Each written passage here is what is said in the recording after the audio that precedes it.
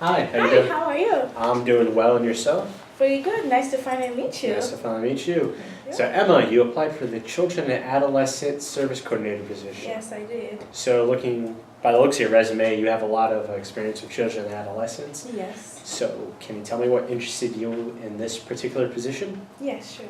Actually, as you mentioned, I have a lot of experience working with adolescents and children since I was a very young girl. So, and I kept going over the years and I developed a passion to work with them. So when I was looking at your organization and I saw the type of services that provided to those children and adolescents, I become very interested. So that's the reason why I applied because I want to be part of the family. Oh, that's very nice. Yes. So can I ask you, what can you uniquely offer this company? Well, first of all, I'll offer my experiences and also my passion.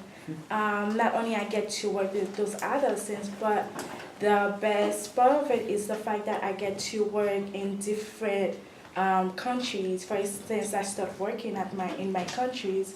I started being part of the organization that offers summer camp for young children, and I get to have this experience also when I move to the United States of America, and I get the same opportunity to work with children, but from a diverse cultural background.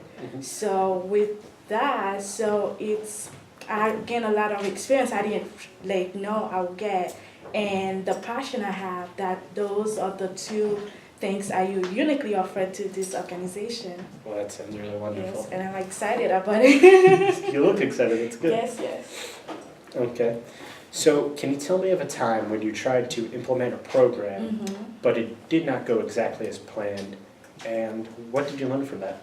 Yes, actually, when I was in undergrad, I was volunteering at a program called RISE, which this program works with autistic children, and the purpose of this program is to help those children be actively involved in the community. And I was assigned to work with a young man, and what I was supposed to do is to go to the gym with him, and later on, someone else would pick him up to have lunch or dinner with him. But the fact that he was always exclusive, he always by himself, so I was trying to make him, be active with other children to make friends. So I paired up with another group and we started playing basketball. And at one point he was getting angry, he wanted to play by himself, but he wasn't fair for the other kids. So, and he started screaming, and I wasn't sure what to do. So I thought he was a good plan, but he wasn't because I didn't know much about him. So I was only trying to help him be involved with other kids. So I had to call my manager to help me with him. He was able to calm him down and then make him play back again with the kids. Everything went smoothly. So basically what I learned from that is I have to get to know my clients first before implementing any type of program for them. So that's what I learned. So if I did know him better, I would know not to, make him play for certain hours or certain type of people. So that's what I learned. Yeah. Sounds like a very difficult situation, but you Yes. found support when you needed it. Yes, So he was. that's very good. Yes, thank you. So then I had to ask, can you describe a time when you didn't agree with a set of views that your supervisor might have had or set plans and how you went about addressing it with them? Okay. Recently I remember I was interning at the immigration office, Oh, and yes, I was shadowing a caseworker. He was interviewing a person about his immigration status, but at one point the client was being really, he didn't want to answer some questions, and when he does answer the questions, he was being persistent about those answers. So the caseworker was trying to help him answer in a better way for him to help the client. But the way he was reacting, it was difficult for the caseworker to really work effectively with him. So, but what the caseworker did at one point, he started answering the questions for the client, and the client was getting really upset about that. But he had to because the client was being difficult in the whole situation.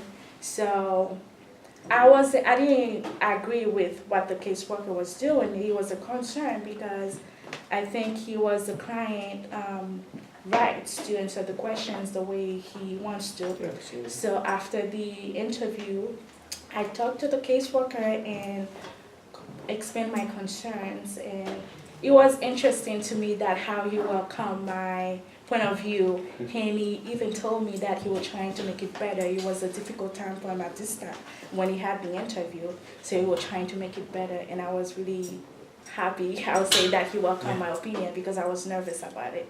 Wow. Yeah. Well, it's really nice that you had the confidence to go and address Yes, that. I'm yes. glad to hear you took your feedback well. Mhm. So, that being said, can you give me an example of when you led or had to work with a difficult group or a difficult group project? Sure, I will do. Actually, that was 2 years ago. I was working in a kid crisis organization. Okay. I was coordinating a program for both parents and children because most of children, they like, I would say they didn't have that much interaction with the parents because the parents are always working. So I was trying to coordinate a program for them so they can both meet and have fun.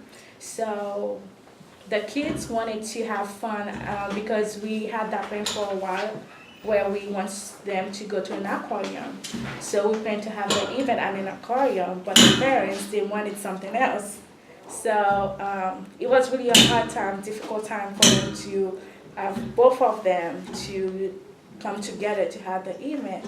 So what I did is I talked to my supervisor to get permission to have a meetings with the parents to explain the purpose of the event and why we want both of them to, both parents and children, to come together because the children need the parents' presence.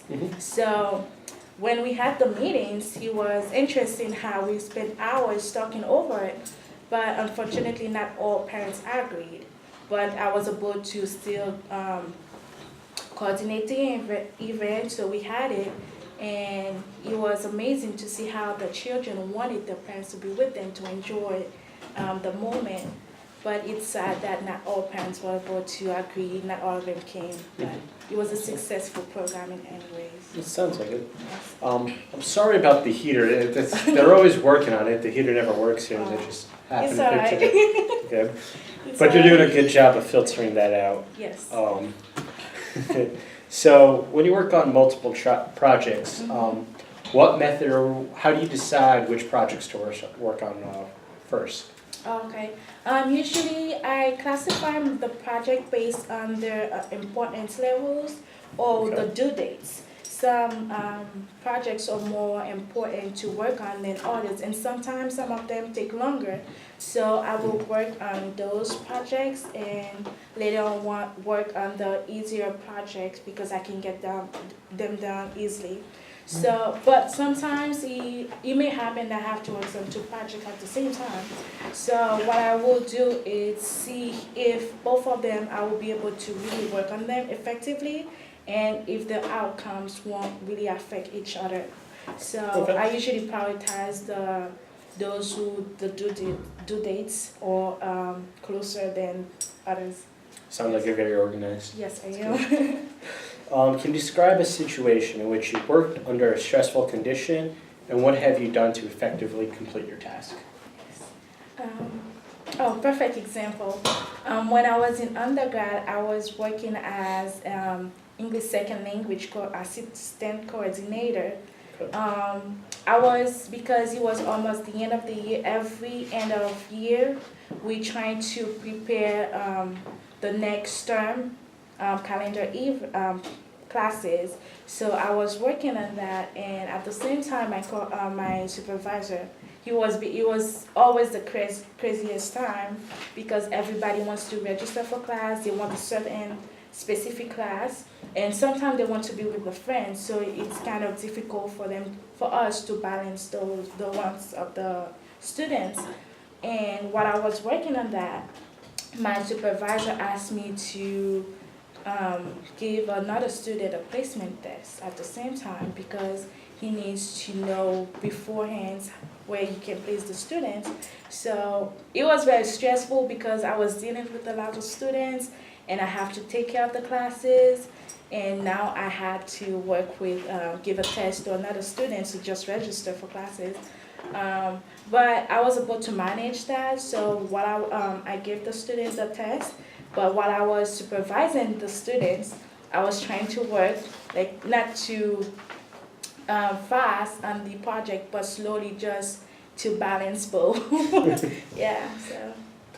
Registering for classes is definitely Yes. stressful. I remember that. Yeah, it is stressful.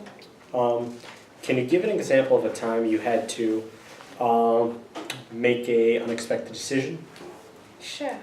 I remember I was volunteering at a nonprofit organization where I had to teach two adult students. They came from Haiti, so they barely speak English language, and I have to help them learn the language so they can work in the country or just go by. So what I did, I had one particular student. He was an elderly person, so he couldn't read or write. So it was difficult for me to really teach him, and I had materials to teach him. Teach her. But the fact that she couldn't read or write, so it was hard to really make progress. But when I trying to think how I want my students to progress, so it was unexpected. My decision was unexpected, but somehow it was effective. And what I did is instead of going by the materials, so I started first helping her write her name. It took a while for her to write her name, but she finally made it. She made progress and she was able to write. And after she was able to write, so I started to teach her basic words, for example, the table. So she will learn about the table and then start writing table or the chair. So those progress, it comes slowly, but she was able to really progress. And after that, she was able to read. And it was, like for me, it was an unexpected decision, but I was glad that I did make it because at the end, the outcome was fabulous. She was able to write her name, read, and she can talk to people. It was amazing. Sounds like an amazing experience. It was. Sounds like you made a lot of positive change, which kind of touches up on the next question is, can you tell me of a time when you positively implemented change? Oh yes, actually based on the previous example I gave you about my student, I was able to use this to back at Sacred Heart when I was working with the students, and most of the students were international students, and it was interesting how some of them they couldn't write, or if they can write, but the fact that they come from a country where they write in symbols, so it was difficult for them to write in the regular way we do. So I was able to apply that because I was a tutor at that time also.